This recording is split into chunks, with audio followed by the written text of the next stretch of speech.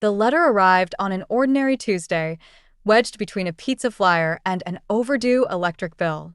I almost missed it, a yellowed envelope with my mother's unmistakable handwriting. My hands trembled as I read the return address. Margaret Lawson, 1992. My name is Emery, and until that moment, I thought I knew everything about how my parents died. I stood in my kitchen, coffee forgotten on the counter, staring at this ghost from 30 years ago. The seal was intact, the paper aged but pristine, as if it had been waiting all these years to find me. How had it surfaced now? Where had it been? This can't be real, I whispered, running my finger along the edge of the envelope. My mother died when I was 5, along with my father, in what everyone called a tragic accident.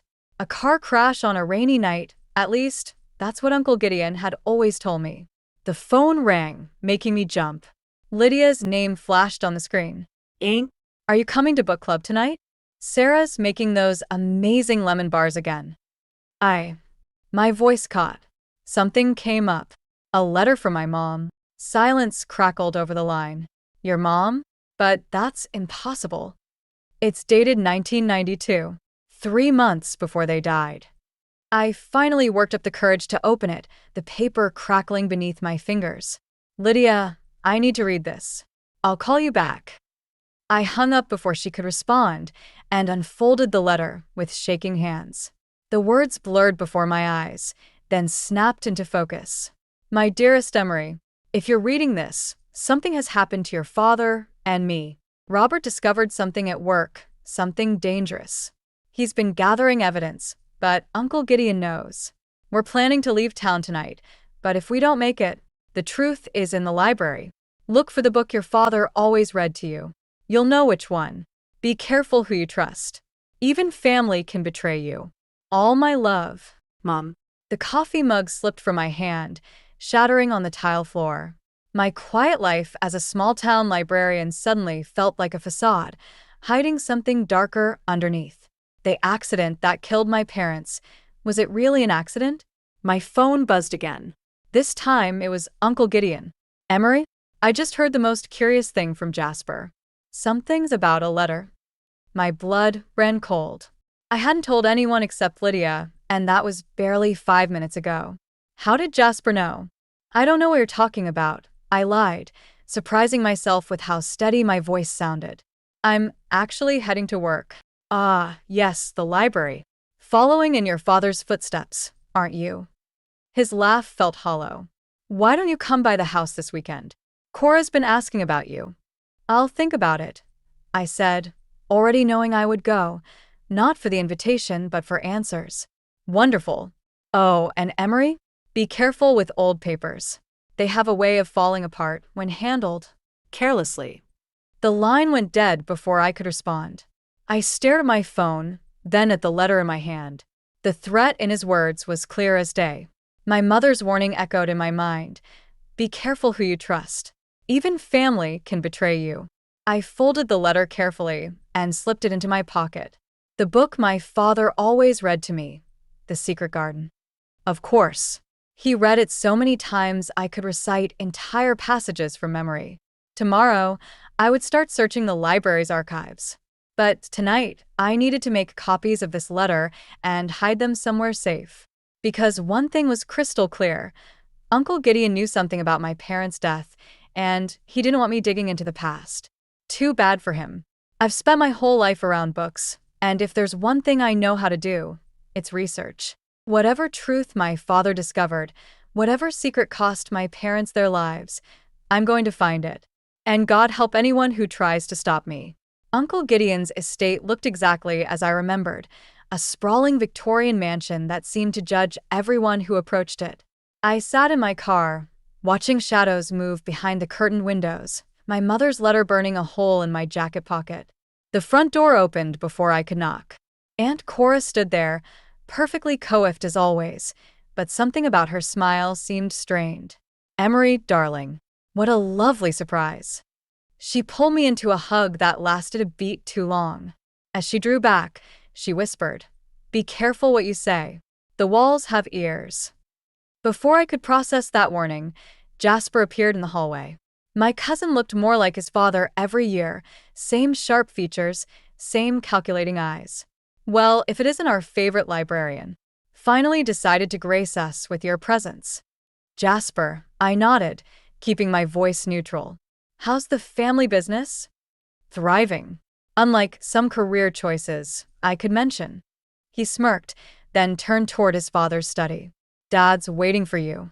I followed him down the familiar hallway, noting how the family photos on the walls still excluded my parents.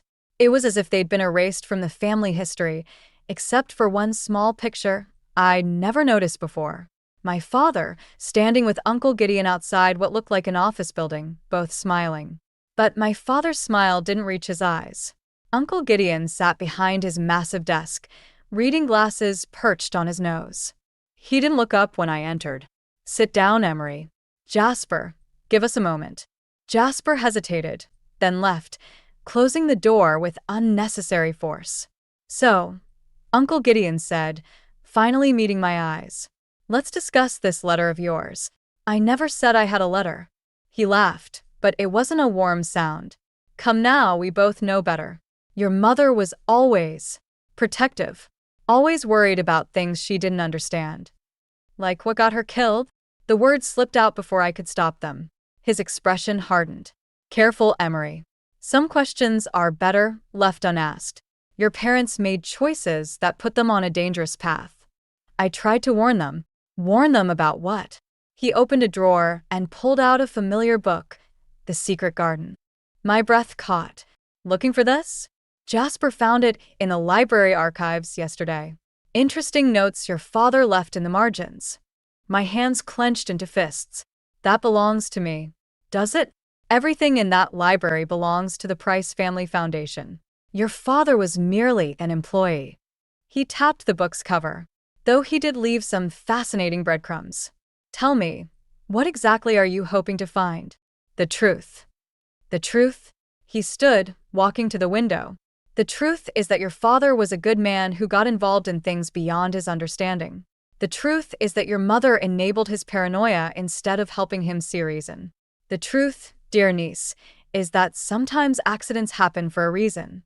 The threat in his voice was unmistakable. I stood up, hands shaking. Are you admitting something, Uncle Gideon? He turned, his expression suddenly gentle. I'm trying to protect you, just as I've always done. Drop this investigation. Focus on your quiet life. Some doors are better left closed. A knock interrupted us. Aunt Cora entered with a tea tray, her hands trembling slightly. I thought you both might need refreshments. As she set down the tray, she knocked over a cup. Tea spilled across some papers on Gideon's desk, and in the chaos of cleaning up, she pressed something into my hand, a small key.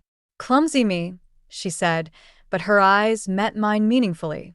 Emery, dear, would you help me in the kitchen? She was just leaving, Gideon said firmly. I clutched the key in my pocket, mind racing. Actually, I could use some tea. My nerves are shot after our enlightening conversation. Gideon's jaw tightened, but he couldn't object without seeming suspicious. As I followed Aunt Cora out, I heard him on the phone. Yes, she's here. No, she's not backing down. We may need to accelerate our timeline. In the kitchen, Cora gripped my arm. Your father's old office. Tonight. But be careful, Jasper's been watching the building. Why are you helping me? She glanced toward the study, lowering her voice. Because some accidents aren't accidents at all. And some secrets are worth dying for. I left the house with more questions than answers, but one thing was clear. Whatever my father had discovered, it was big enough to kill for.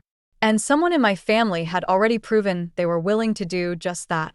The key Aunt Cora gave me felt impossibly heavy in my hand as I stood outside my father's old office building at midnight. The street was empty, but my skin prickled with the sensation of being watched. I'd parked 3 blocks away, taking a circuitous route to avoid any tale Jasper might have set up. My phone buzzed Lydia again. Her 5th call today. I silenced it, remembering her strange behavior at the library earlier. You need to stop digging, she'd said, grabbing my arm as I was researching old company records. Some people, they're worried about what you might find. Some people? Or Uncle Gideon? She looked away then, her face pale. Just trust me, Em. Please. But I couldn't stop now. Not after finding my father's notes in the secret garden, fragments about offshore accounts, missing funds, and something called Project Phoenix. The lock clicked open smoothly, despite years of disuse. Inside, dust covered everything except, strangely, the desk. Someone had been here recently. I pulled out my flashlight, sweeping it across the room. Family photos still hung on the walls. Mom and Dad at their wedding, me on my 5th birthday, Uncle Gideon and Dad breaking ground on some new project. But there, behind the desk, something caught my eye. A section of wallpaper that didn't quite match. My hands trembled as I peeled it back, revealing a small wall safe. The key Cora gave me fit perfectly. Inside was a single leather-bound journal, its pages yellow with age. My father's handwriting filled every page, growing increasingly frantic toward the end. Gideon's cooking the books. Million missing. But it's worse than that. The development projects, they're not just real estate deals. Someone's paying to hide something. G says I'm paranoid, but I've seen the shipping manifests. God help me. What have I gotten involved in? The floor creaked behind me. I was wondering when you'd find it. Lydia's voice made me jump. She stood in the doorway, looking both guilty and determined. I'm sorry, Em. I really am. How long have you been working for them? Since college.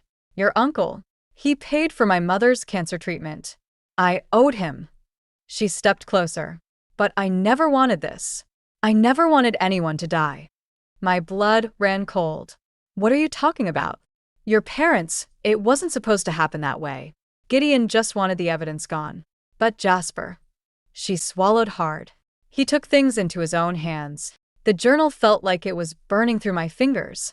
Jasper killed my parents? He tampered with their brakes. Said it had to look like an accident.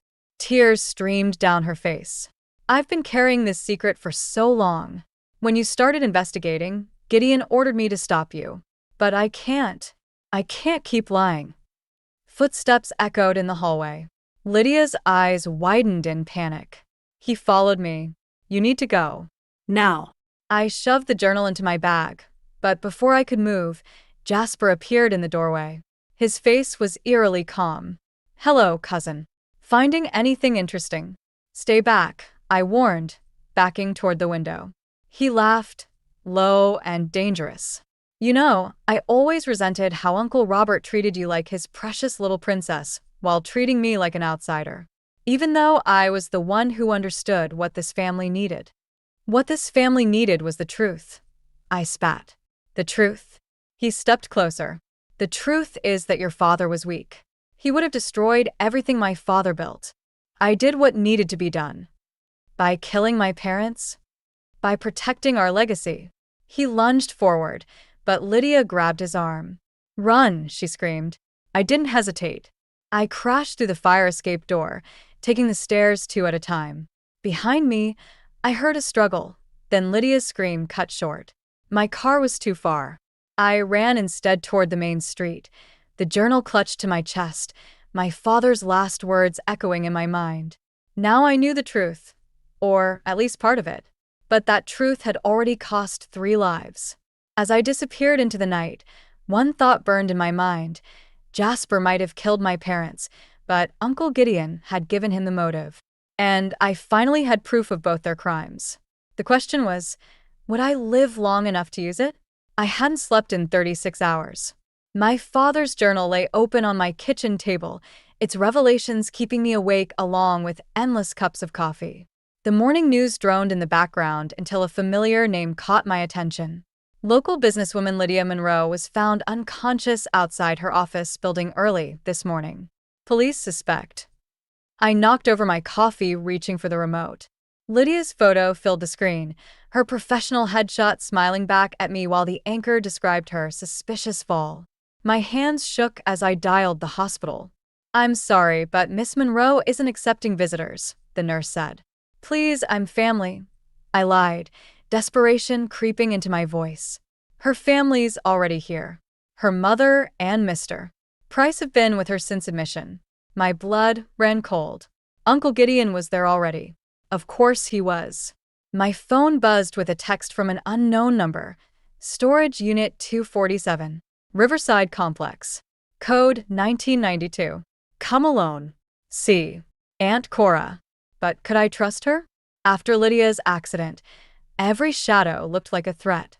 The storage facility was deserted when I arrived.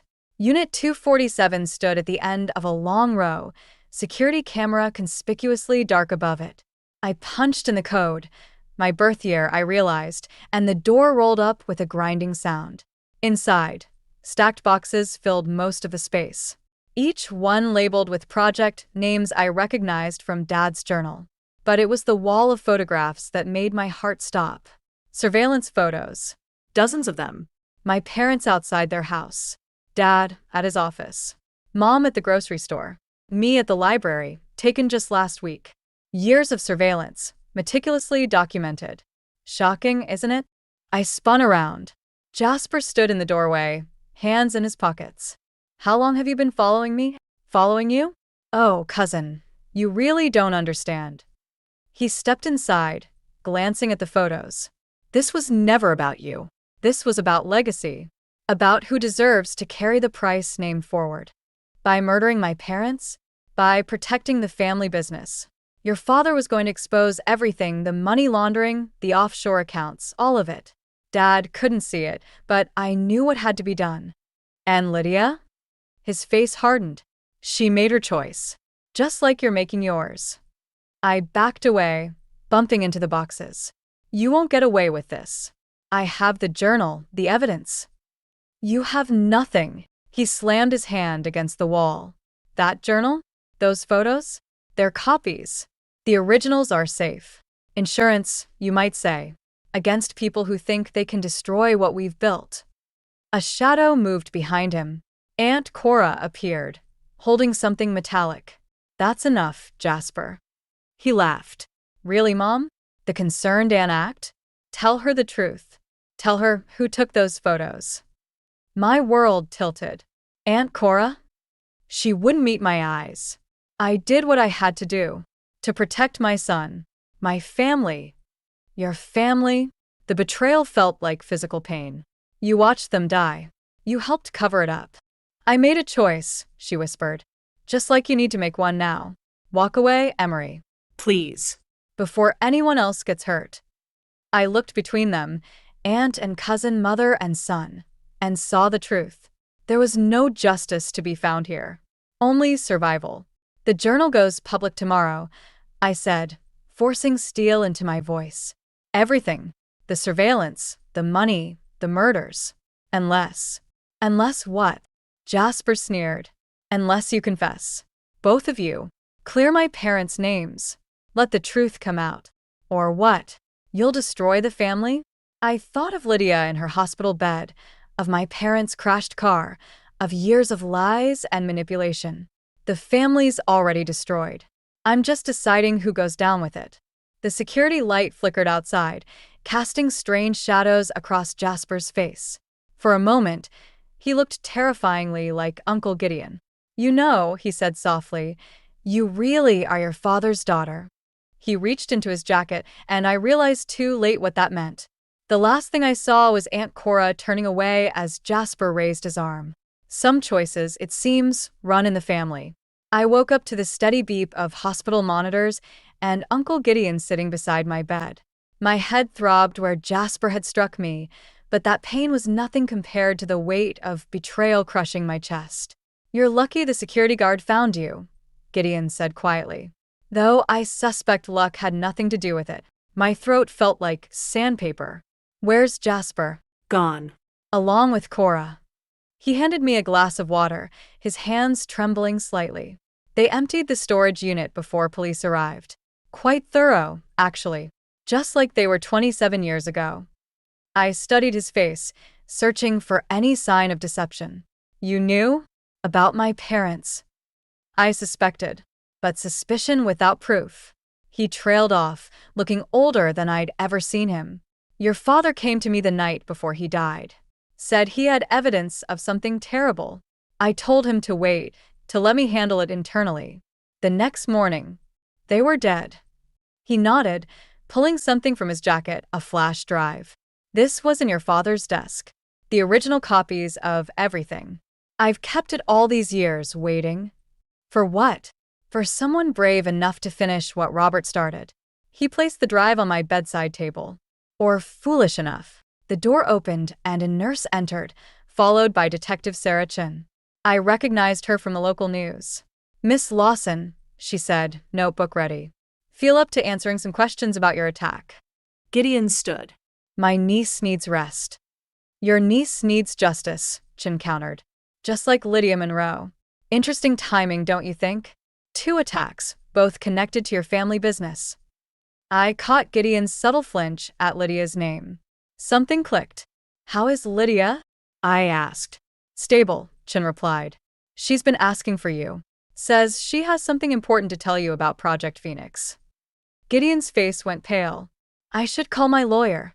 You should, Chin agreed. We found some interesting documents in Miss Monroe's possession. Something about offshore accounts. My uncle's composure cracked. Emery, whatever you're thinking of doing. You knew. I cut him off. All these years, you knew what they did to my parents. You protected them. I protected you. He stepped closer, voice dropping. If I hadn't taken you in, given you a normal life, you have ended up like them. Dead in a ditch somewhere. Or maybe I'd have grown up knowing the truth. That my cousin murdered my parents while my aunt took pictures, and my uncle covered it all up. Chen's pen stopped moving. Is that a statement, Miss Lawson?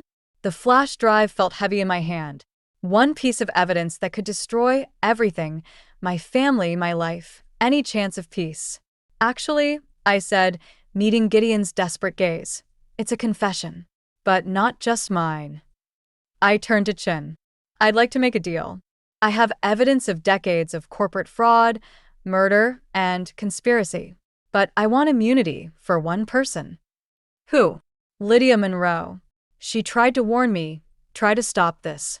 She deserves a chance to make things right. Chin nodded slowly. And your family? I thought of Jasper's sneer, Cora's betrayal, Gideon's lies.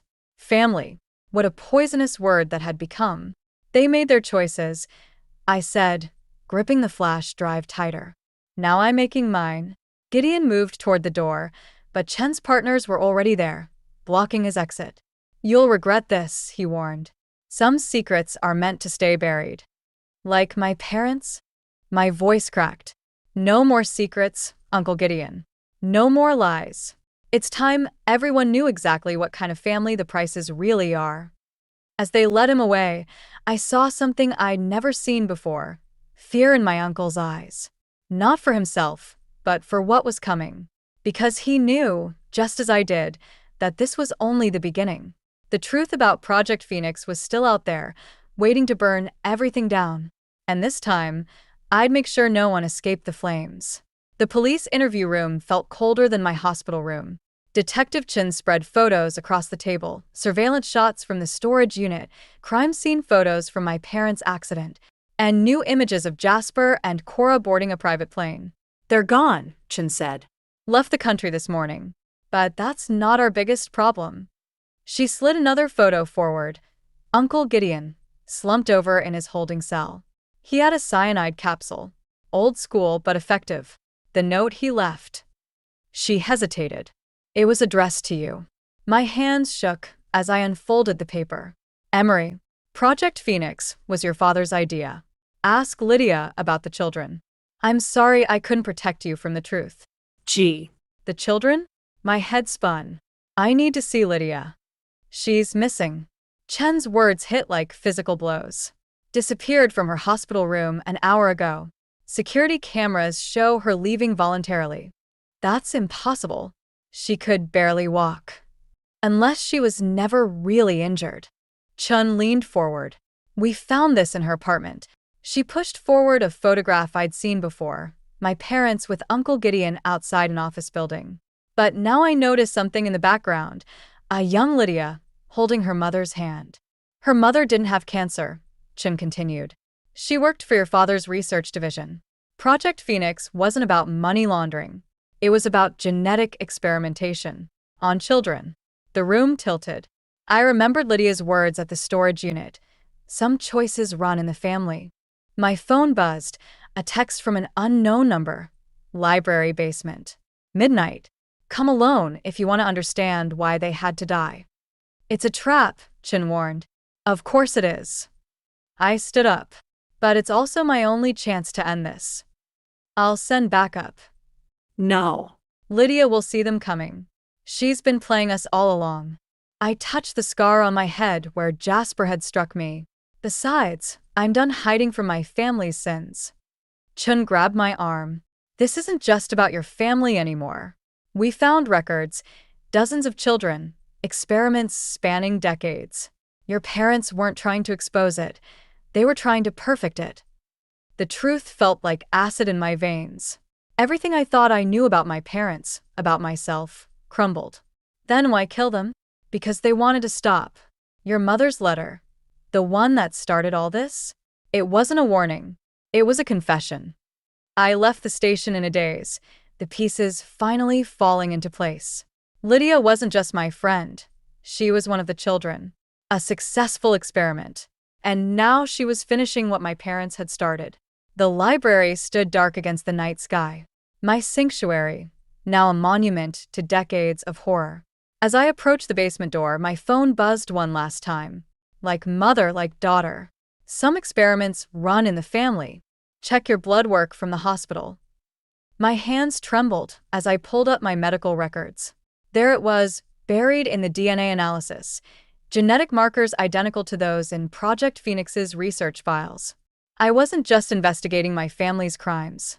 I was living proof of them. The basement door creaked open.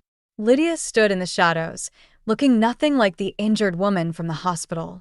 Hello, sister, she said. Ready to embrace your inheritance? Behind her, I glimpsed rows of medical equipment, computers, and something that looked disturbingly like holding cells. The Price family legacy, she continued, isn't about money or power. It's about evolution. Your parents understood that.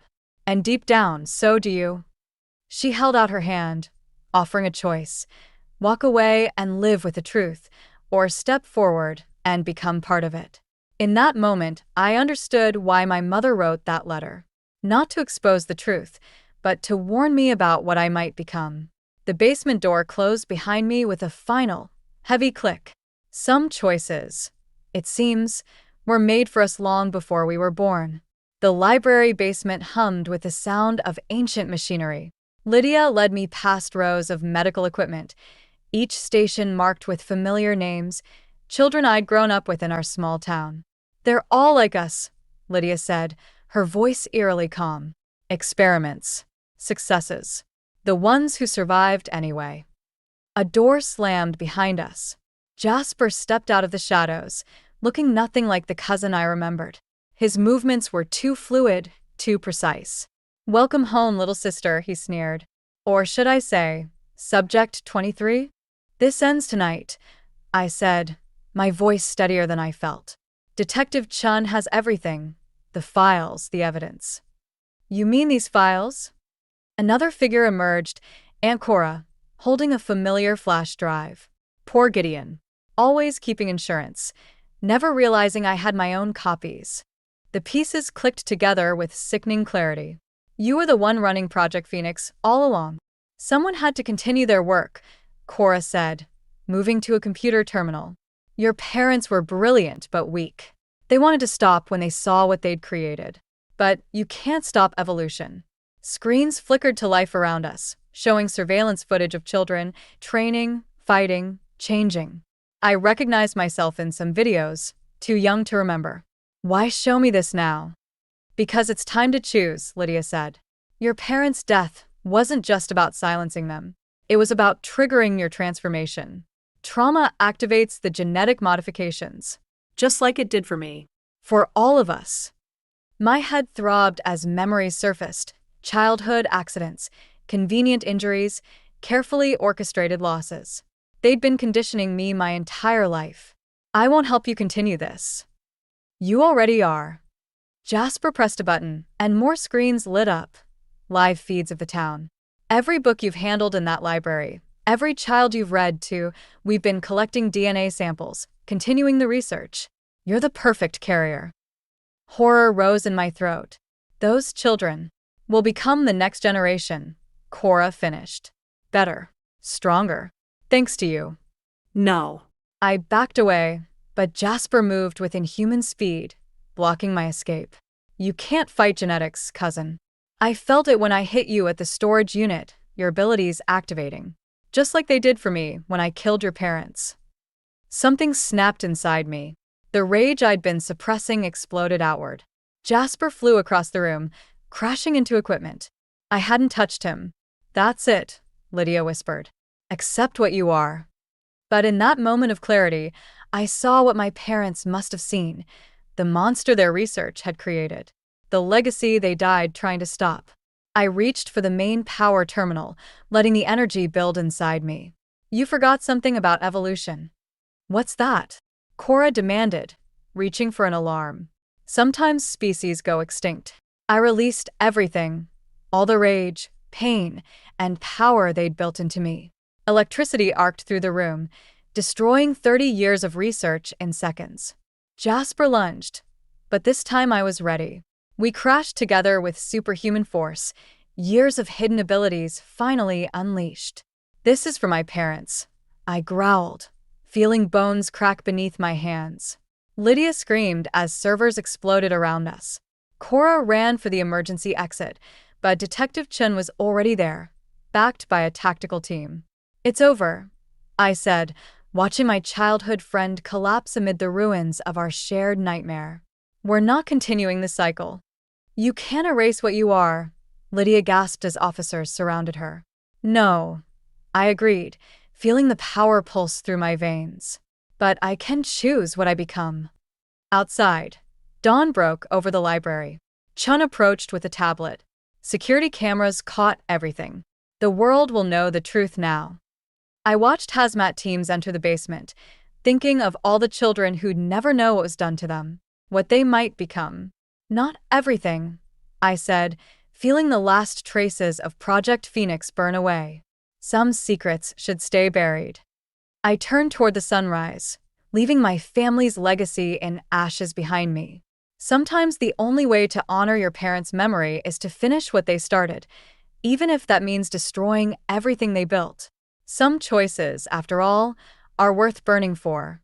6 months after the library basement showdown, I stood in front of the renovated Price estate.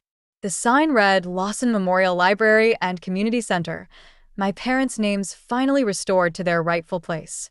Detective Chen approached, holding a familiar-looking envelope. Found this in Cora's safety deposit box. It's addressed to you, dated the day before your parents died. My father's handwriting. My hands trembled as I read. Dearest Emery, if you're reading this, we succeeded in destroying our research. Project Phoenix was our greatest mistake, but you were our greatest achievement. Not because of the experiments, but because you taught us the difference between advancing humanity and preserving our humanity. The power in your blood isn't a curse or a gift. It's a choice. Choose wisely. Love, Dad. The official investigation is closing, Chen said. Jasper's in custody, Cora's cooperating, and Lydia. She hesitated. Still no sign of her? Chun shook her head. The other affected children have been notified. Most chose to never know the details. Sometimes ignorance really is bliss. Inside the library, children played in the reading nook where I'd once hidden from my own truth. A young girl looked up from the secret garden, her eyes briefly flashing with a familiar intensity that made my heart skip. You can't save everyone, Chen said softly. No, I agreed. But I can give them a safe place to discover who they are. I touched the wall where we'd installed a memorial plaque. Beneath my parents' names was their favorite quote, "Knowledge is power, but wisdom is knowing when not to use it." The contractor approached with final paperwork. Just need your signature, Miss Lawson. Though there is one odd thing, the basement plans don't match any records we can find. The basement's been sealed, I said firmly. Some books shouldn't be opened. That evening, I sat in my father's old office, now my private reading room.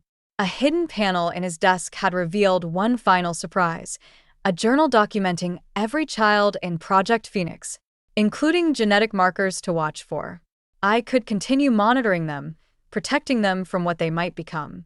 Or I could let the past stay buried, giving them the normal life my parents wanted for me. The choice weighed heavy as I felt the familiar surge of power in my veins. Outside, a shadow moved too quickly across the lawn, Lydia, watching from a distance. Our eyes met through the window. She nodded once, a gesture of respect or warning, before disappearing into the night. I opened my father's journal one last time, then placed it in the fireplace. As the pages curled and blackened, I thought about choices, the ones our parents make for us, and the ones we make for ourselves. The library would be my legacy now. Not a place of secrets and experiments, but of knowledge freely given and wisdom carefully earned. The children of Project Phoenix would write their own stories here, unbound by the sins of their creators. My phone buzzed with a text from an unknown number. Some phoenixes rise. Others learn to stop burning. Choose wisely, sister. I deleted the message without responding. Tomorrow, children would fill these halls, some carrying secrets in their blood they'd never know about. And I would be their librarian, their protector, their living reminder that every story deserves a chance to be rewritten.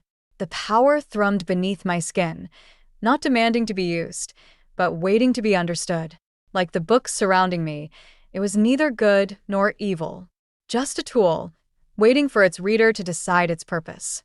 I locked up for the night, leaving the past sealed in the basement below and the future wide open above. Sometimes the truest revenge isn't in destroying your enemies, but in building something beautiful from the ashes they left behind. And sometimes, the most powerful choice is knowing which stories to leave untold. The end.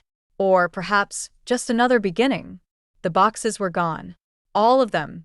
My entire life. Packed away and replaced with mint green walls, a white crib, and a rocking chair where my desk used to be. I stood in the doorway, my backpack sliding off my shoulder and hitting the floor with a dull thud. "Do you like it?" Marisol's voice came from behind me, dripping with false sweetness. "We finished it yesterday. The designer did such an amazing job with the space." My space. My room. The walls my mom and I had painted together when I was 12, covered up like they never existed. I pressed my palm against the doorframe, steadying myself. "Where are my things?" The words came out barely above a whisper. "Oh, honey." Marisol waddled closer, her pregnant belly leading the way. "Grant moved everything to the basement. We needed this room for the baby. It has the best natural light." I turned to face her, catching the slight upturn at the corner of her mouth. She'd been waiting for this moment, probably rehearsing it while directing the movers where to put the changing table. "You had no right." My voice grew stronger. "This is my mother's house. Actually, it's your father's house now." She placed her hand on her belly, a gesture she used like a shield. "And we're having a baby. You're practically grown. You'll be going to college soon anyway." Heavy footsteps on the stairs announced my father's arrival. He appeared behind Marisol, his face already set in that placating expression I'd grown to hate. "Elara, be reasonable. The baby needs." "Mom left this house to me." I cut him off, my hands balling into fists. "You know she did." "That's not exactly." He ran his fingers through his thinning hair. "It's complicated, sweetie. There are legal aspects you don't understand." "Then explain them to me." I stepped closer, forcing him to meet my eyes. Because I remember sitting in Mr. Patterson's office after the funeral. I remember him reading the will. Marisol's hand found my father's arm. "Grant, maybe we should all sit down and discuss this calmly. The stress isn't good for the baby." "Right." I laughed, the sound sharp and foreign in my throat. "Because that's all that matters now." I pushed past them, taking the stairs two at a time. The basement door was locked. Another new development. My father called after me, but I was already moving, grabbing my keys from the hook by the front door. "Elara, wait." He caught up to me on the porch. "Where are you going?" "To Aunt Val's." I yanked open my car door. "At least she doesn't lie to me." "You're being dramatic." He stepped closer, lowering his voice. Your mother would want us to move forward, to be a family. The mention of my mother froze me in place. I turned slowly, meeting his gaze. Mom would never have let you do this. She promised me this house would always be my home. Things change, sweetie. His eyes darted away. Sometimes we have to adapt. No, Dad. You changed. I slid into the driver's seat. And I'm done adapting. As I backed out of the driveway, I caught a glimpse of Marisol in the nursery window, one hand on her belly, the other adjusting the pristine white curtains. My mother's wind chimes still hung from the porch, their gentle tinkling following me down the street like a goodbye. I pressed the accelerator harder, my vision blurring. Aunt Val would know what to do. She always said Mom had been smarter than anyone gave her credit for. Maybe it was time to find out exactly what that meant. Aunt Val's kitchen always smelled like cinnamon, even in summer. I sat at her worn oak table, watching steam rise from my untouched tea while she paced, phone pressed to her ear. No, Grant. You can't just listen to me. Her free hand clenched into a fist. That house was Elena's. You know exactly what she wanted. Theo slid into the chair beside me, his gangly teenage frame somehow taking up twice the space it should. Dad's making lasagna, he whispered. The good kind, with extra cheese. I managed a weak smile. Uncle Dorian's cooking was legendary, but right now even the thought of food made my stomach turn. Fine. Have your lawyer call me. Aunt Val ended the call with more force than necessary. That man has some nerve. What did he say? I traced the rim of my mug, not sure I wanted to know. He claims there were amendments to the will. She dropped into the chair across from me. Changes your mother supposedly made before she died. The lie hit me like a physical blow. That's impossible. Mom was in the hospital those last weeks. She could barely hold a pen. Exactly. Aunt Val reached for my hand. And I was there every day. She never mentioned changes to anything. Uncle Dorian appeared in the doorway, wiping his hands on a dish towel. Maybe we should call Patterson ourselves. He handled Elena's estate. Already tried. Aunt Val's mouth tightened.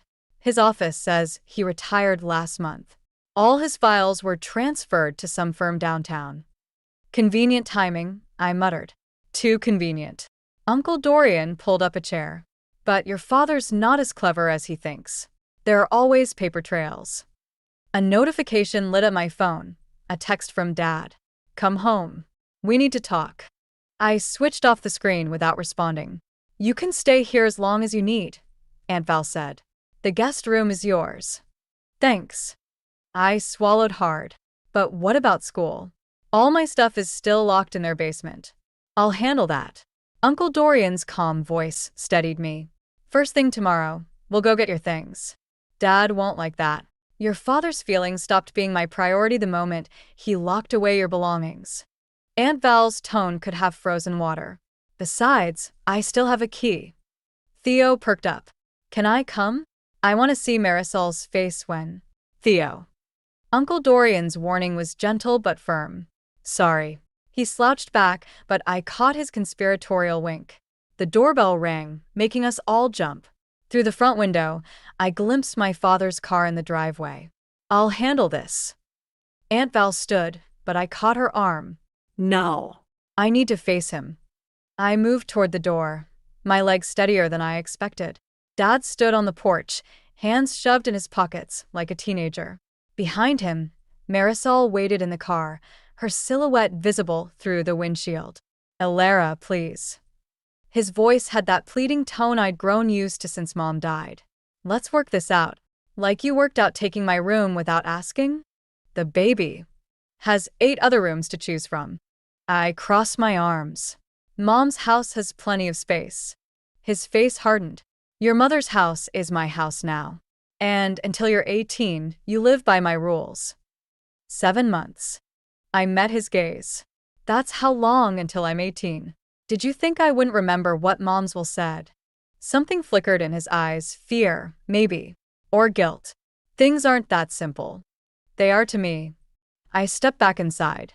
I'll be by tomorrow for my things. Elera. I closed the door, cutting off his protest. Through the window, I watched him stand there for a long moment before returning to his car.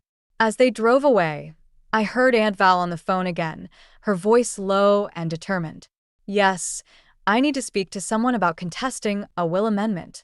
The bank statement trembled in my hands as I sat in my car outside Dad's office building. His company name wasn't on the directory anymore. In fact, according to the security guard, Grant Mitchell hadn't worked here for 3 months. My phone buzzed. Another text from Marisol. Your father's very worried. Please come home. I tossed the phone onto the passenger seat and grabbed my backpack. The elevator ride to the 14th floor felt endless. When the doors opened, I walked straight to where Dad's office used to be. Through the glass, I saw unfamiliar faces, different furniture. No trace of him. Can I help you? A woman in a crisp blazer appeared beside me. I'm looking for Grant Mitchell. Her expression shifted. Oh. He hasn't been with the firm since March. Something about pursuing other opportunities. March. 2 months before he married Marisol. 1 month before Mom died. Did he leave a forwarding address? I'm afraid I can't. Please. I pulled out my student ID. I'm his daughter. He's been unreachable. She hesitated, then gestured me to follow. At her desk, she pulled up a file.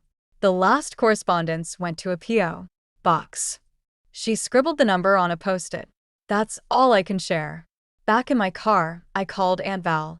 Dad's been lying about everything. He lost his job months ago. That explains the refinancing paperwork. Her voice was tight. The bank sent it to your mother's email. I still have access. He's taken out 2 mortgages on the house. The world tilted sideways. He can't do that. It's not his house. With the amended will. She paused. Alara, there's something else. I found out Marisol's previous marriage ended because she bankrupted her ex-husband. She has a history of financial fraud. My fingers gripped the steering wheel until my knuckles went white. Through the windshield, I watched people leaving work, heading home to their normal lives. What do they want with Mom's house? I don't know, honey, but whatever it is. A tap on my window made me jump. Dad stood there, his face a mask of concern that didn't reach his eyes. I hadn't noticed his car pull up. I have to go. I hung up as he opened my door. What are you doing here? His voice was careful, controlled. Looking for you. At the job you don't have anymore. Color drained from his face. It's complicated. The market's been. Stop lying.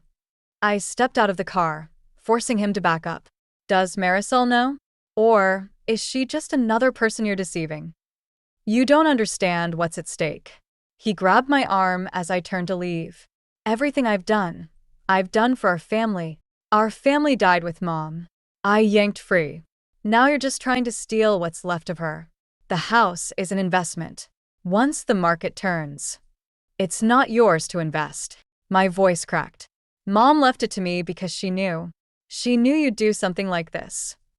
His expression hardened. You're 17. You can't possibly manage. I'm better at managing than you. I pulled the bank statement from my pocket. At least I still have a job. He snatched the paper, crumpling it. Where did you get this? Mom taught me to pay attention. I backed toward my car. She also taught me to keep records. Of everything. Fear flickered across his face, the same look I'd seen when I mentioned the will. Alara, wait. But I was already driving away, his desperate calls fading behind me. At the next red light, I pulled out my phone and opened the job listing I'd bookmarked earlier. The local bookstore was hiring, and I needed to start saving. 7 months wasn't long to prepare for war. Real estate listings? Maya, my new coworker at Cornerstone Books, peered over my shoulder at the computer screen. Looking to move? More like looking to stay. I minimized the window showing Mom's house, now listed as a charming investment opportunity. My hands shook as I sorted through the morning's shipment of novels. Careful with those. Maya steadied a teetering stack. You seem off today. Before I could answer, the bell above the door chimed. Marisol waddled in, her pregnancy making her movements awkward. Our eyes met across the store, and I froze. I'll handle it, Maya whispered, moving toward the front. But Marisol ignored her, heading straight for me. Your father's worried sick. She placed both hands on her belly, her signature move. He's trying to reach you. I continued shelving books. I'm working. This little rebellion needs to stop. Her voice dropped lower. We're trying to do what's best for everyone by selling Mom's house. I turned to face her. I saw the listing. Something flickered across her face. Surprise, then calculation. The market's perfect right now. We could all benefit. There is no we. I clutched a book so tight its corners dug into my palms. That house isn't yours to sell. No. She smiled, the expression never reaching her eyes. Check the county records. Everything's in Grant's name now. Maya appeared beside me. Is there a problem here? Just a family discussion. Marisol's smile widened. Though Alara should know, her father's lawyer called. Apparently, there are some concerns about Elena's mental state when she made her original will. The room tilted. What? The medication she was on, the pain she was in? Marisol shrugged. It brings everything into question. But we can discuss this at home. This isn't about Mom's will. The realization hit like ice water. You're broke. That's why you need to sell. Her smile vanished. You don't know what you're talking about. I know about your last marriage. About Dad losing his job. I stepped closer. What happened to his severance pay, Marisol? She grabbed my arm, fingers digging in. Listen carefully. You're a child playing at being grown up. Don't push this. Everything okay? Maya's voice carried a warning. Marisol released me, composure snapping back into place. Just remember what I said. Some battles aren't worth fighting. After she left, Maya locked the door and flipped the back in 15-minute sign. Want to tell me what that was about? I sank onto a nearby stool. My stepmother's trying to sell my dead mom's house out from under me. Damn. She sat beside me. That's some Cinderella-level stuff. Yeah, except this evil stepmother knows real estate law. I pulled out my phone, showing her the listing. They've already scheduled an open house. Wait. Maya zoomed in on the photos. I know this house. My mom's a property lawyer. She handled a case there years ago. Something about the original deed. My heart skipped. What kind of case? Let me call her. Maya was already dialing. She keeps records of everything. I watched her walk away, hope warring with dread in my chest. Through the store window, I could see Marisol in her car, talking intensely on her phone. She caught me watching and held my gaze as she spoke, her free hand resting on her belly. A threat or a warning. Either way, the message was clear. She wasn't backing down. But neither was I. Maya returned, her expression bright with discovery. You're going to want to hear this. Mom found something interesting about your house's original ownership. For the first time in weeks, I felt the balance of power shift. Maybe Mom had left me more than just a house. She'd left me a way to fight back. Maya's mother spread the documents across her home office desk. Your mother was clever, Alara. The house isn't just in her name. It's in a trust. One that becomes active on your 18th birthday. I traced the legal language with my finger. What does that mean? It means your father can't sell without the trustee's approval. She tapped another document. And guess who your mother named as trustee? Aunt Val. The pieces clicked into place. That's why Dad's rushing to sell now. My phone buzzed. Another message from Dad. We have an offer on the house. Good one. Let's talk. He's getting desperate, Aunt Val said from the doorway. I hadn't heard her arrive. The bank's threatening foreclosure on the second mortgage. Maya's mother nodded. Which he legally couldn't take out without trustee approval. The bank will void it once they see these documents. My phone lit up again. This time, a text from an unknown number. Open house tomorrow. Don't make a scene. They're showing the house tomorrow. I stood, my chair scraping against hardwood. We have to stop them. We will. Aunt Val's voice hardened. But legally, one wrong move and the office door burst open. Theo stumbled in, breathless. They're at the house. Right now. With people. I was moving before anyone could stop me. Through the window, I saw Uncle Dorian's car pulling up. I need a ride. Alara, wait. Aunt Val called after me, but I was already running down the stairs. Uncle Dorian didn't ask questions, just drove. As we rounded the corner onto my street, I saw the cluster of cars. Real estate agent signs. Prospective buyers walking up our front path. Through the living room window, I caught glimpses of Marisol, playing perfect hostess. Dad stood beside her, gesturing at Mom's built-in bookshelves, the ones we'd spent a summer restoring together. "You don't have to do this now," Uncle Dorian said quietly. "Yes, I do." I got out before he could stop me. Inside, the house smelled wrong. Artificial flowers and air freshener covering Mom's familiar cinnamon and book scent. Marisol's voice carried from the kitchen. "The previous owner never updated anything, but we have plans to modernize." The previous owner was my mother. I stepped into view. The potential buyers, a young couple, startled at my tone. "And she loved this house exactly as it is." Alara. Dad's warning came through clenched teeth. "This isn't the time." "Actually, it's the perfect time." I pulled out my phone, bringing up the trust documents Maya's mother had photographed. These people should know they're viewing a house that isn't legally for sale. The couple exchanged glances.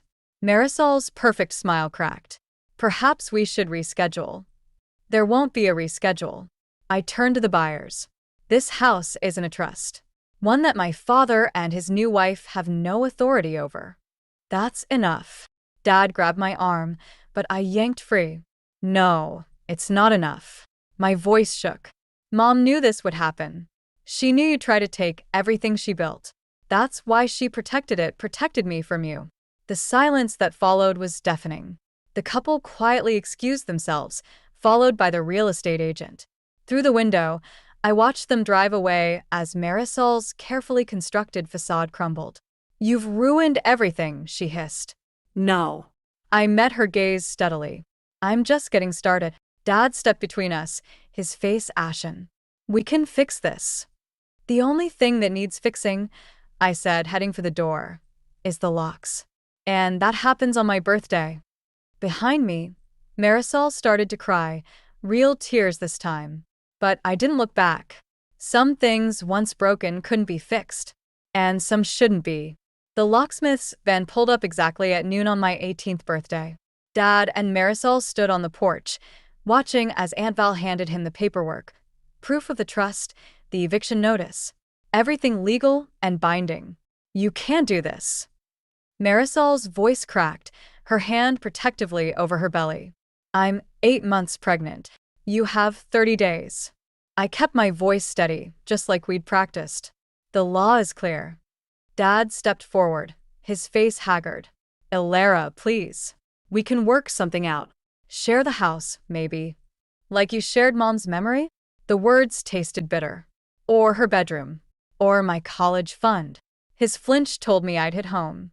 Behind him, the locksmith began working on the front door. "We made mistakes."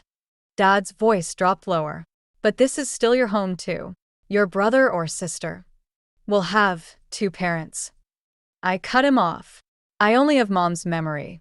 And this house." Marisol suddenly doubled over, gasping. Dad rushed to support her, panic flashing across his face. "The baby is fine." She straightened slowly, eyes locked on mine. "Just stress. Which isn't good for either of us, Alara." The manipulation was obvious, but something in her expression made me hesitate. Then I saw the nursery curtains through the window, the ones that used to be in my room, and my resolve hardened. "Your lawyer has the paperwork." I nodded to the manila envelope on the porch swing. 30 days.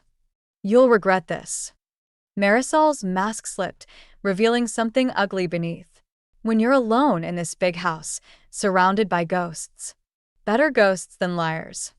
The locksmith stood, keys in hand. "All done. New deadbolts installed." I took the keys, their weight familiar, yet strange. Behind me, Aunt Val stepped closer, her presence steady and grounding. "Grant." Her voice carried a warning. "Don't make this harder." Dad's shoulders sagged. He looked older suddenly, defeated in a way I'd never seen. "You're so much like her. Your mother never backed down either." "Good." I moved past them to unlock my door now. Then she'd be proud. She'd be heartbroken. His words stopped me cold. Seeing her family torn apart like this. I turned slowly. You tore this family apart the day you let Marisol empty my room. The day you tried to sell Mom's house. The day you... A sharp cry cut through the air. This time when Marisol doubled over, it wasn't an act. Water pooled at her feet, spreading across the porch boards. The baby's coming. Dad's voice rose in panic. It's too early. Aunt Val was already on her phone, calling 911. I stood frozen, keys digging into my palm, as Marisol's face contorted in pain. She reached out blindly, and to my horror, her hand caught my arm. Please, she whispered, all pretense gone. Don't make us leave. Not now. The ambulance siren wailed in the distance. I looked at my father, supporting his wife, then at the house, my house, with its new locks and old memories. Mom would know what to do. Mom would know how to be strong without being cruel. But Mom wasn't here. And as Marisol's grip tightened with another contraction, I realized this victory felt nothing like I'd imagined. The ambulance rounded the corner, its lights painting everything in harsh red flashes. I had what I wanted, the house, the justice, the revenge. So, why did it feel like I was the one who'd lost something? Alara? Aunt Val's voice was gentle. What do you want to do? I looked down at the keys in my hand, suddenly unsure of everything. The hospital waiting room buzzed with fluorescent lights and tension. I sat between Aunt Val and Uncle Dorian, the house keys still clutched in my hand, while Dad paced near the delivery room doors. You don't have to stay, Aunt Val whispered. But I did. Something about leaving now felt like crossing a line I couldn't uncross. A nurse emerged, heading straight for Dad.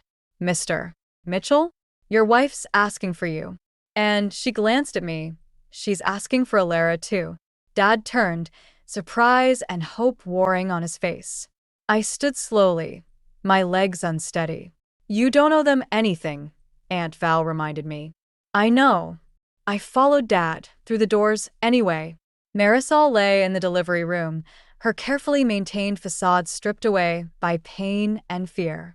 When she saw me, tears spilled down her cheeks.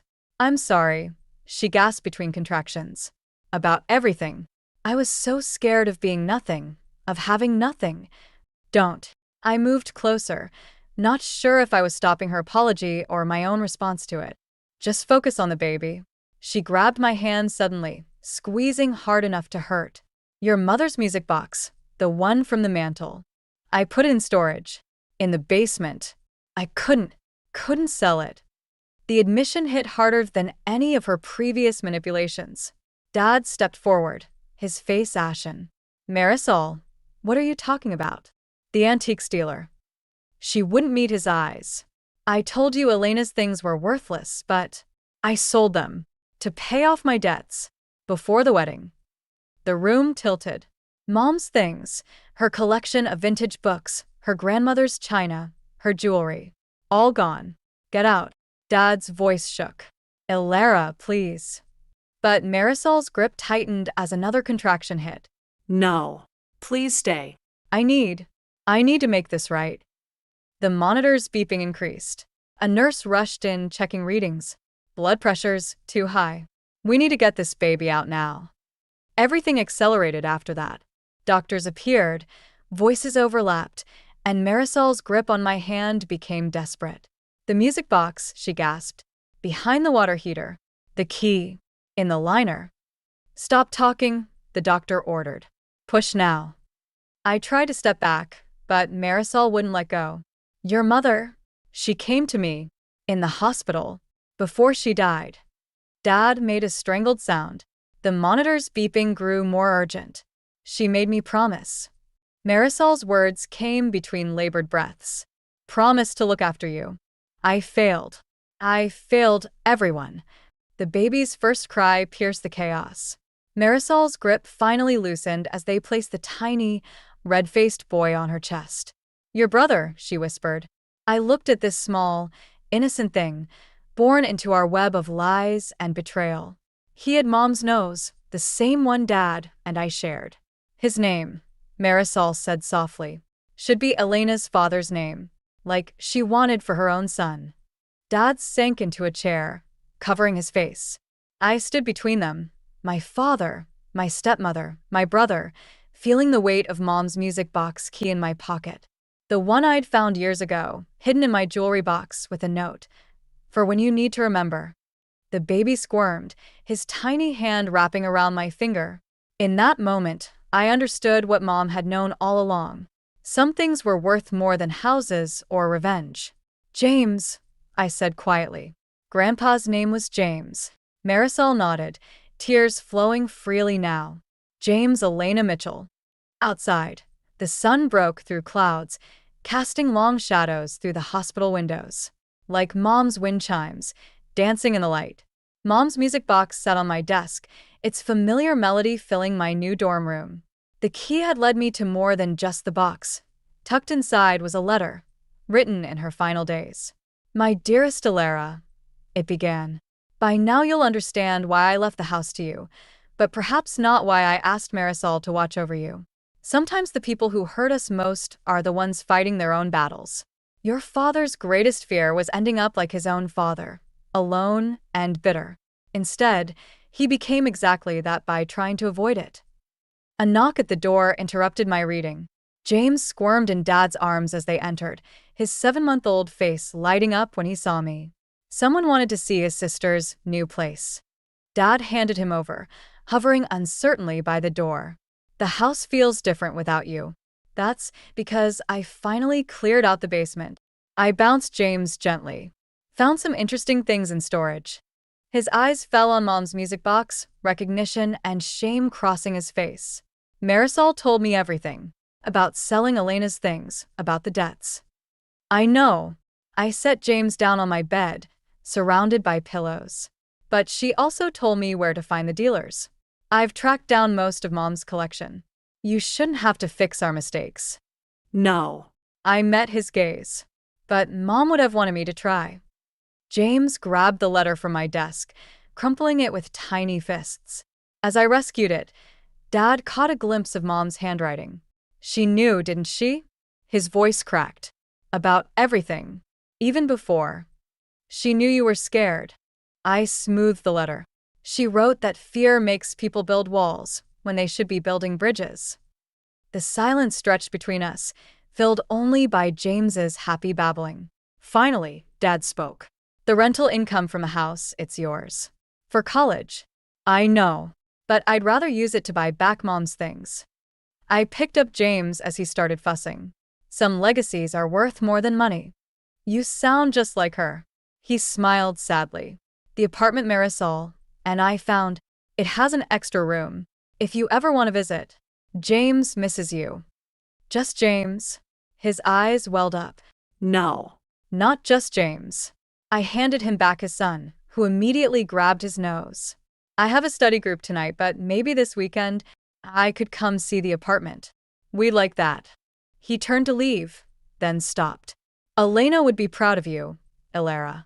Not for keeping the house, but for knowing when to open its doors.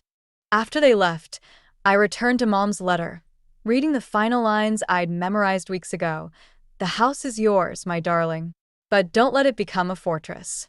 Let it be what it was always meant to be, a bridge between past and future, between hurt and healing. Sometimes the bravest thing isn't holding on, but learning to let go while keeping your heart open. I closed the music box, its melody fading like summer twilight.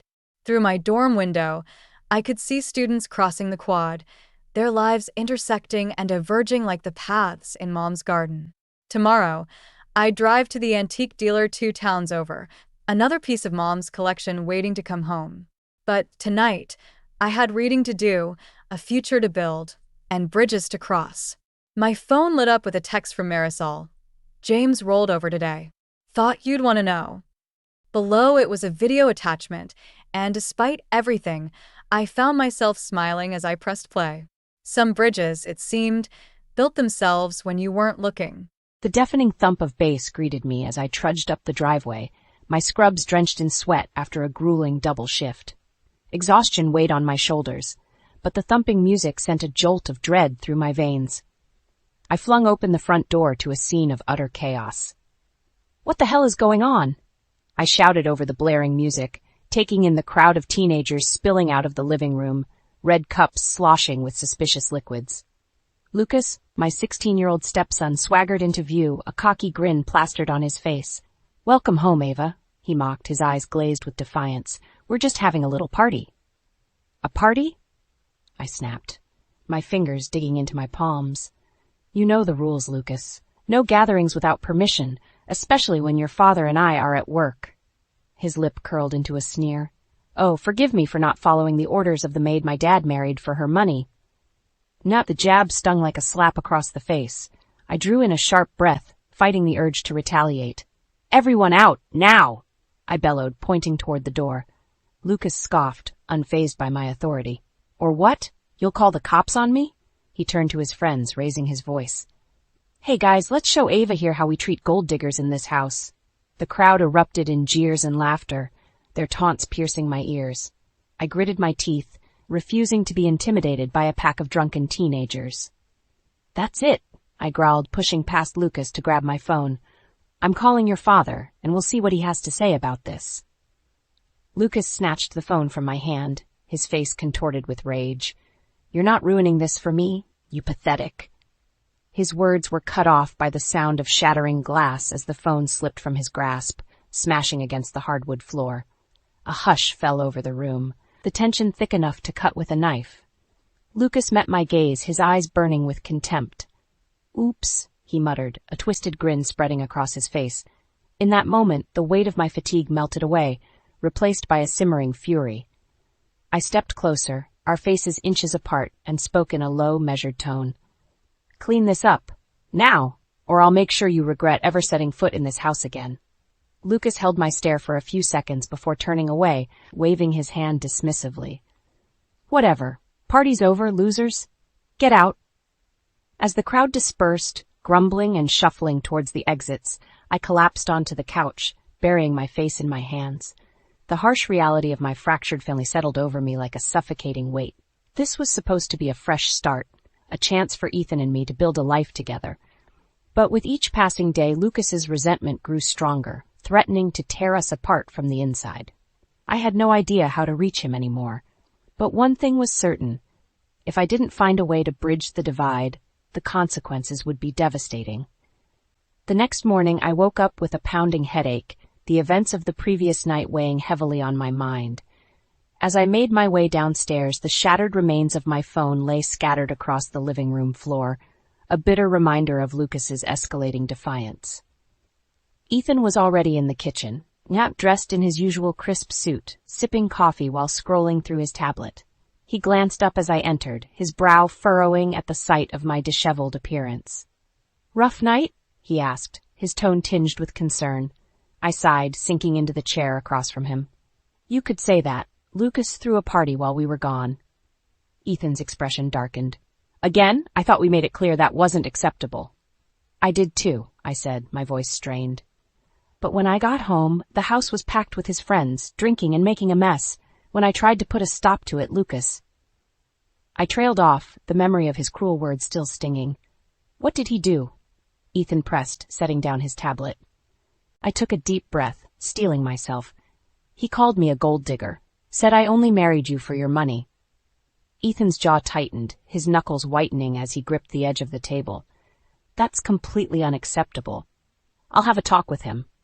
"That's not all," I continued, my voice trembling. "He smashed my phone when I tried to call you. Ethan, I don't know what to do anymore. Lucas is out of control, and the way he treats me..." I blinked back tears. Hating how weak I sounded, Ethan reached across the table, covering my hand with his. "Hey, look at me. We'll get through this, okay? Lucas is just going through a phase. He'll come around." I shook my head, unconvinced. "You didn't see the way he looked at me, Ethan. It was like pure hatred. And the things he said..." I shuddered, remembering the venom in Lucas's voice. Ethan squeezed my hand reassuringly. "I'll talk to him. Maybe it's time we consider disciplinary measures, like counseling or..." His phone buzzed, and he glanced down at the screen, his expression darkening further. "Damn it, it's the office. I have to take this." He rose from the table, planting a kiss on my forehead. "We'll figure this out, I promise." As Ethan stepped into the next room, his voice fading into a muffled murmur, I couldn't shake the feeling that our family was teetering on the brink of collapse. Lucas's hatred for me ran deeper than mere teenage rebellion. It was a festering wound, poisoning our household with each passing day. And as much as I loved Ethan, his constant absence and unwavering belief that Lucas would come around only enabled our son's destructive behavior. If we didn't take drastic action soon, I feared the consequences would be irreparable. Later that day, as I was cleaning up the remnants of the party, I made a chilling discovery. A crumpled piece of paper stuffed behind the couch, covered in crude drawings and vile insults directed at me. My hands trembled as I smoothed out the paper, my eyes tracing the hateful words scrawled in Lucas's unmistakable handwriting. It was then that I realized the truth. Lucas wasn't just going through a phase. He was waging a war against me, and I was losing ground with every passing day. That evening, I decided to confront Lucas about the disturbing letter I'd found. As I approached his bedroom door, I could hear the muffled sounds of a video game leaking through the walls. I knocked firmly, steeling myself for another confrontation. "Go away," Lucas's voice barked from inside. I took a deep breath, willing my hands to stop shaking. "Lucas, it's Ava. We need to talk." A moment of silence, then the sound of his footsteps stomping towards the door. It flew open, revealing his scowling face. "What do you want?" I held up the crumpled paper, my heart pounding. "Care to explain this?" Lucas's eyes widened briefly before narrowing into slits. "Where did you get that?" "I found it behind the couch," I replied evenly. "The things written here, they're vile, Lucas, completely unacceptable." He snatched the paper from my hands, his lips twisting into a sneer. "Oh, did I hurt the gold digger's feelings? Boo-hoo." My temper flared, but I fought to keep my voice steady. "This hostility needs to stop, Lucas. I'm your stepmother, and I deserve to be treated with respect." Lucas barked out a humorless laugh. "Respect? You want respect after you weaseled your way into my dad's life and bank account?" "That's not what happened," I shot back, my hands balling into fists. "Your father and I love each other." "Sure you do," Lucas scoffed. "Just like my mom loved all those guys she dragged through our lives after the divorce." His words hit like a physical blow, dredging up memories I'd tried desperately to bury. I staggered back, momentarily winded. Lucas's eyes glinted with malice, sensing an opening. "Yeah, that's right. I know all about your trashy past, Ava. The crappy apartments, the string of deadbeat boyfriends. Is that the kind of life you were hoping to buy your way out of by marrying my dad?" I opened my mouth, but no words came out. Tears stung my eyes as the weight of his accusations settled over me. "Cat got your tongue?" Lucas sneered. "Here's the deal. You keep your mouth shut about this letter, and I'll keep my mouth shut about your sleazy history. Otherwise—" He trailed off, letting the threat hang in the air. My stomach churned with a sickening combination of anger and dread. Lucas had me cornered, and we both knew it. If Ethan learned about my troubled past, my marriage, my entire life, could crumble. "You're bluffing," I managed, hating how small my voice sounded. Lucas's grin widened, feral and cruel. "Try me." With that, he slammed the door in my face, leaving me shaking and utterly defeated in the hallway. As the tears finally spilled over, I realized the bitter truth.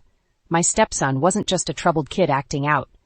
He was a ticking time bomb, and I had just handed him the detonator. In the days following Lucas's chilling threat, a heavy cloud of dread hung over me. Every interaction with Ethan was tainted by the fear that Lucas would unleash my sordid past like a ticking time bomb, obliterating the life I'd worked so hard to build. I found myself walking on eggshells, second-guessing every word and action around my stepson. The once warm household had become a minefield, each glance and remark from Lucas carrying the weight of an unspoken ultimatum. One evening, as Ethan and I sat down for a rare family dinner, the tension was thick enough to cut with a knife. Lucas stabbed at his food, his jaw clenched in a permanent scowl. Ethan cleared his throat, breaking the oppressive silence. I wanted to talk to you both about something." Lucas rolled his eyes but remained silent, while I felt my pulse quicken with apprehension. "There's been some issues at the firm," Ethan continued, his brow furrowed. "Allegations of misconduct, shady business dealings, that sort of thing." My heart plummeted. Ethan's prestigious law firm was his pride and joy. If it was embroiled in scandal, the consequences could be devastating. "That's messed up," Lucas muttered, his tone dripping with sarcasm. "I'd hate to be associated with anything shady." The pointed remark wasn't lost on me, and I shot him a warning glare. Ethan, however, seemed oblivious to the undercurrent of hostility. "Yes, well, these are just allegations at this point," he said, rubbing his temples warily. "But they're complicated, and it's put me in a difficult position." "How so?" I asked, my mouth suddenly dry. Ethan let out a heavy sigh. "The firm's been receiving anonymous tips, documents that allegedly tie some of our clients to illegal activities. Money laundering, fraud, you name it." Lucas perked up, a glint of interest flickering in his eyes. "Anonymous tips? From who?" "That's what we're trying to find out," Ethan said grimly. "Whoever's behind this is determined to bring the firm down, and they're using some unorthodox methods." A sinking feeling settled in the pit of my stomach as realization dawned. The anonymous tips, the illegal activities, it all reeked of the cyberbullying incident Lucas had been involved in. Could he be connected to this scandal as well? As if sensing my suspicion, Lucas shot me a pointed look, his expression a silent warning. "What are you going to do?" I asked Ethan, my voice strained. He shook his head, his shoulders sagging. "Damage control, for now. But if these allegations gain traction—" He trailed off, the unspoken consequences hanging heavily in the air. After dinner, as Ethan retreated to his study to make calls, I cornered Lucas in the hallway. "Are you behind those anonymous tips?" I hissed, keeping my voice low. Lucas's lips curved into a smug grin. "Maybe I am. Maybe I'm not. But if I were you, I'd be more worried about keeping my own skeletons buried." With a final contemptuous glance, he brushed past me and disappeared into his room, leaving me reeling in the wake of his veiled threat. As the gravity of the situation settled over me, I realized I was standing at a crossroads. I could remain silent, allowing Lucas's escalating campaign of vengeance to consume my family. Or I could take a stand, risking the exposure of my past in order to protect Ethan and put an end to my stepson's reign of terror. The choice should have been simple. But as I wrestled with the potential consequences, I couldn't shake the feeling that no matter what path I chose, everything was about to change.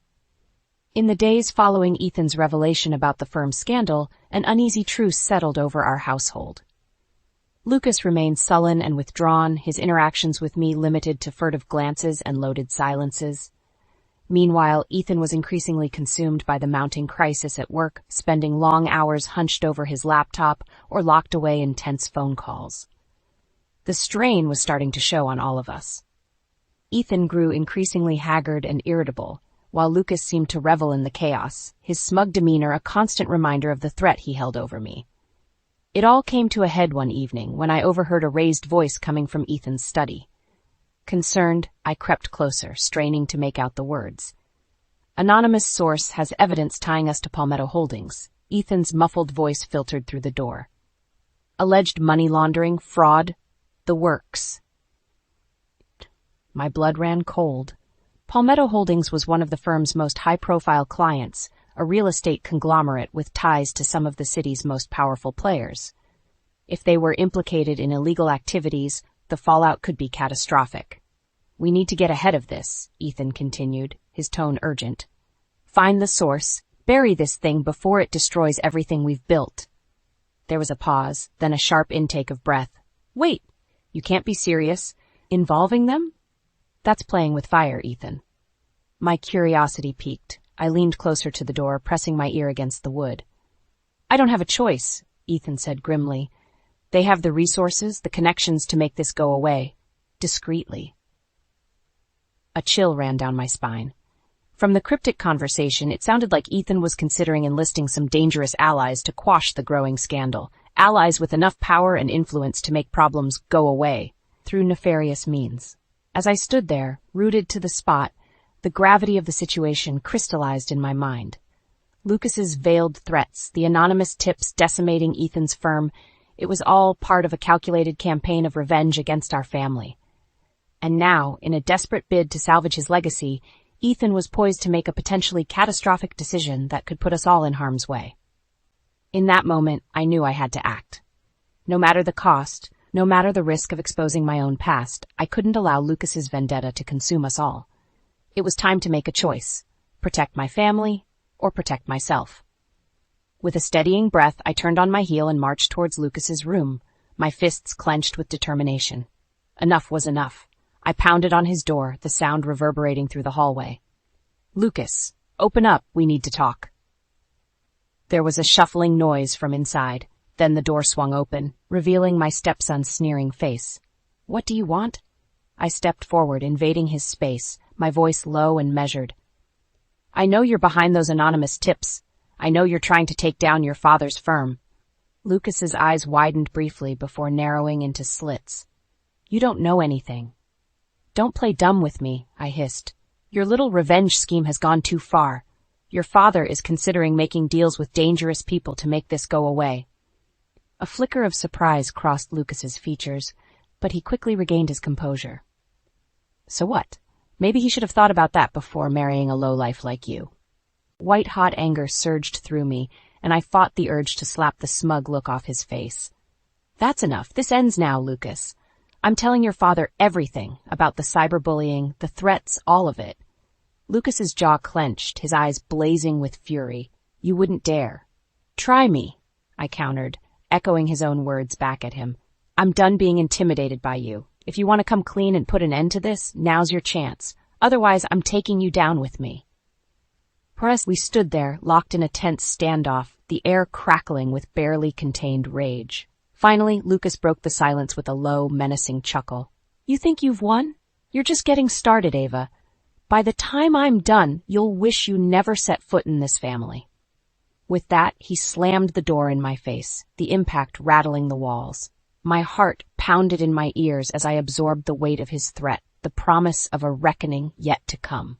As I turned and headed towards Ethan's study, my footsteps heavy with dread, I knew I had crossed a point of no return. The fragile facade of our family had shattered, and the only path forward was through the fire. With a trembling hand, I knocked on the study door, my heart pounding in my ears. This was it, the moment of truth that would either shatter or redeem my family. "Come in," Ethan's muffled voice called out. I steeled myself and pushed open the door, greeted by the sight of my husband hunched over his desk, his face etched with worry lines. He glanced up, surprise flickering across his features. "Ava, what's going on?" I drew in a shaky breath, willing my voice to remain steady. "We need to talk. It's about Lucas." Ethan's brow furrowed, and he straightened in his chair. "What about him?" "I know he's the one behind those anonymous tips," I blurted out, the words tumbling from my lips in a rush. "He's been waging some kind of vendetta against us, against me, for months now."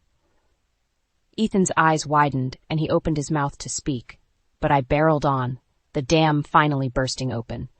The cyberbullying incident, the threats, the constant hostility, it's all been part of his plan to tear us apart.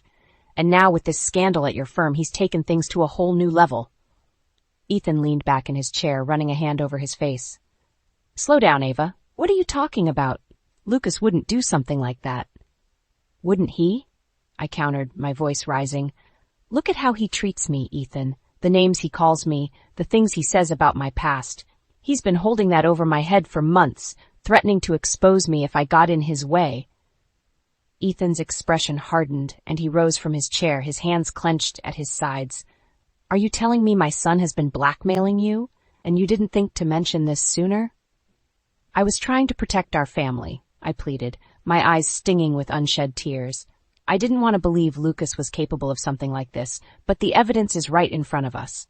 He's out of control, Ethan, and now he's putting your entire career at risk with these anonymous tips." Ethan shook his head, his jaw clenched. I can't believe this. My own son trying to destroy everything I've built." "We have to do something," I urged, stepping closer to him. "We can't let him get away with this anymore. It's gone too far." Ethan let out a heavy sigh, his shoulders sagging with the weight of my revelation. "You're right. As much as it pains me, we can't ignore this any longer." He moved to his desk and grabbed his phone, punching in a number with trembling fingers. "I'm calling the authorities. If Lucas is truly behind this, if he's been blackmailing and threatening you, he needs to face the consequences." As Ethan relayed the situation to the person on the other end of the line, I felt a mixture of relief and trepidation wash over me. The truth was finally out in the open, but the road ahead was fraught with uncertainty and potential heartbreak. When Ethan finally hung up, his expression was grim. "They're sending someone over to take our statements. We'll get to the bottom of this, Ava, no matter what." I nodded, steeling myself for the storm to come. "I'm sorry it had to come to this, Ethan. I never wanted to tear this family apart." Ethan stepped forward and pulled me into a tight embrace, his arms enveloping me with a sense of security I hadn't felt in months. "You did the right thing," he murmured into my hair. "Whatever happens next, we'll face it together." As we held each other in the eye of the gathering storm, I couldn't help but wonder what repercussions awaited us on the other side. Lucas's wrath had been unleashed, and there was no turning back now. Little did I know, the worst was yet to come. The hours after my confession to Ethan passed in a blur of hushed voices and somber expressions. The authorities arrived, their grim-faced demeanor casting an ominous pall over our once happy home. As I recounted the months of escalating tensions, the threats and blackmail from Lucas, I could see the disbelief and anguish etched on Ethan's face. It was as if a veil had been lifted, revealing the true depths of our son's malice and the fault lines fracturing our family. When the time came to question Lucas, Ethan insisted on being present, his jaw set in a tense line. I trailed behind, my stomach roiling with a mixture of dread and relief. Lucas answered the knock on his door with a defiant glare, his eyes flickering between us and the imposing figures of the authorities. "What's going on?" he demanded, his voice laced with false bravado. Ethan stepped forward, his expression a mask of stern authority. "We need to talk, son. There have been some serious allegations made against you." Lucas's gaze shifted to me, his eyes narrowing into slits of pure venom. "I see, so the gold digger finally grew a backbone." "That's enough," Ethan snapped, his voice laced with a rare edge of anger. "We know about the anonymous tips, the blackmail. It stops now." For a brief moment, Lucas's cocky facade wavered and a flicker of uncertainty crossed his features. But it was quickly replaced by a sneer of contempt. "So what if I did it?" he spat, squaring his shoulders defiantly. "That firm is a cesspool of corruption, just like this whole family." "How dare you?" Ethan growled, his hands clenching into white-knuckled fists. "Everything I've built, everything I've sacrificed, it was all for you, for our future." Lucas barked out a humorless laugh. "Our future? You're delusional, old man. This whole life is a sham built on lies and dirty money." "And you," he rounded on me, his eyes blazing, "you're the biggest lie of them all." I flinched, his words like acid eating away at my resolve. Ethan stepped between us, shielding me from Lucas's vitriol. "I've heard enough," he said, his voice trembling with barely contained fury. "These officers are here to take you in for questioning. If you're lucky, maybe some counseling can help you see the error of your ways before it's too late." Lucas scoffed, his lips twisting into a contemptuous sneer. "Counseling? You think that's going to fix this? You're both pathetic." As the officers moved to restrain him, Lucas lashed out with a sudden burst of violence, shoving one of them backward with startling force. In the blink of an eye, chaos erupted, with shouts and scuffling filling the air. I cried out, instinctively reaching for Ethan, my heart hammering in my chest. This couldn't be happening. Not to our family, not to the life we had built together. But as Lucas was wrestled to the ground, his face contorted in a mask of rage and defiance, the bitter truth became inescapable. The boy we had raised, the child we had loved and nurtured, was gone, replaced by a twisted, vindictive stranger hell-bent on our destruction. Ethan's arms tightened around me as we watched Lucas being hauled away, his curses and threats echoing down the hallway.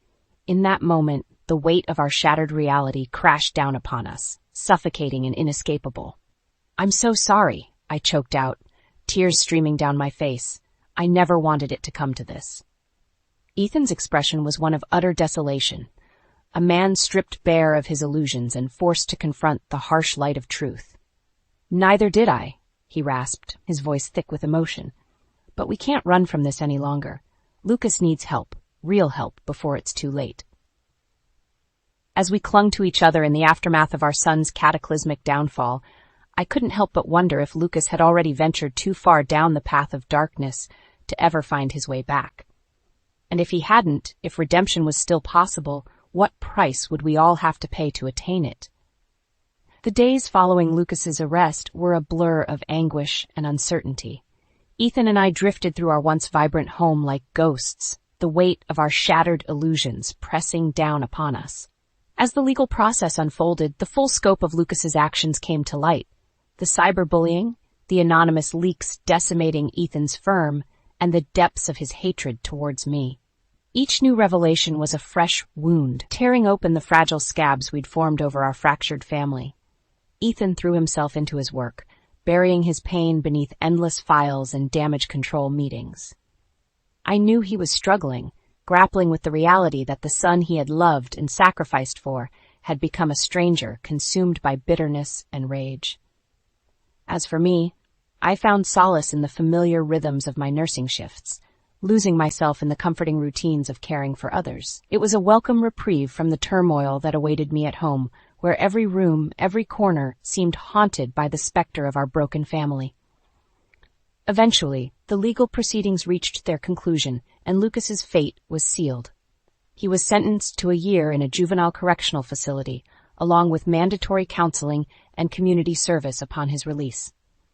The night before he was to be taken away, he requested to see us one last time. Ethan was hesitant, still raw from the betrayal, but I knew we needed this, one final opportunity to confront the demons that had torn us apart. Lucas was brought into the living room, his wrists shackled and his head hung low. Gone was the defiant sneer, the cocky bravado that had become his armor. In its place was a hollowed-out husk of a boy, his shoulders slumped beneath the weight of his actions. "Thank you for coming," Ethan said, his voice strained. "I know this can't undo the damage, but I need to understand why, Lucas. Why did you do this to us? To your own family?" Lucas remained silent for a long moment, his eyes fixed on the floor.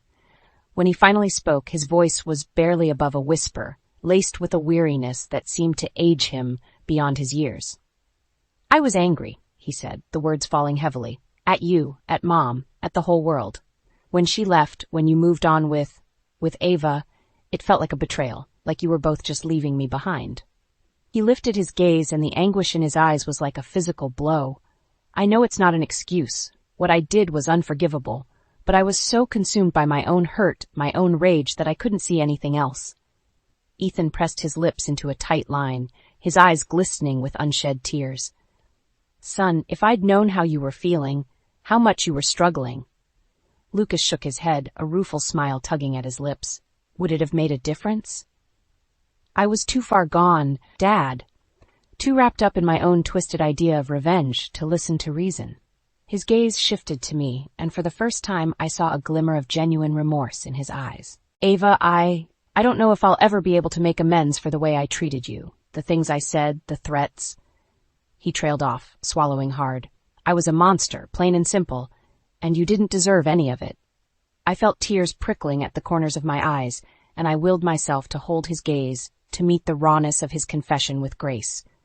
"Thank you for your honesty, Lucas," I said, my voice thick with emotion. "It won't be easy, but I want to believe that redemption is possible. For all of us." A flicker of surprise crossed his features, as if he hadn't expected such a merciful response. But it was quickly replaced by a resolute nod, a silent vow to walk the long road towards atonement. As the guards led him away, his footsteps echoing down the hallway, I felt a weight begin to lift from my shoulders. The path ahead was uncertain, fraught with healing and hard-won trust. But for the first time in what felt like an eternity, I could see a glimmer of hope peeking through the darkness. Ethan's hand found mine, our fingers intertwining with a familiar warmth. Whatever challenges lay ahead, we would face them as we always had, together, stronger than the sum of our broken parts. It would be a long, arduous journey, but I knew in that moment that our family's legacy wouldn't be one of bitterness and revenge. It would be one of resilience, of hard-won redemption in the face of our darkest moments, and perhaps, just perhaps, that would be enough to light our way forward.